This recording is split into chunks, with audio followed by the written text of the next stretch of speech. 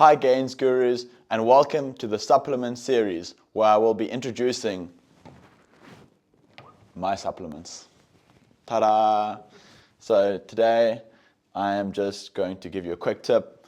One of my favorite things to do before sleeping every night is to make myself a casein shake. In here I have some water, I've got some milk here.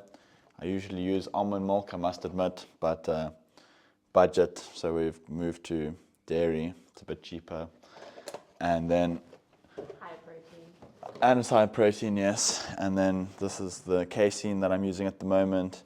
It's pretty good. I think that casein powder is one of the most underrated supplements in the supplement industry, in the fitness industry.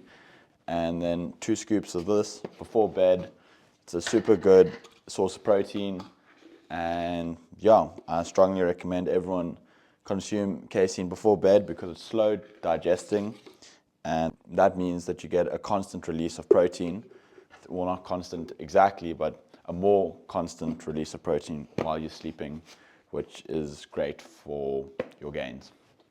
So thank you very much, and I hope that you enjoy the series, and I look forward to seeing you for more tips on supplements.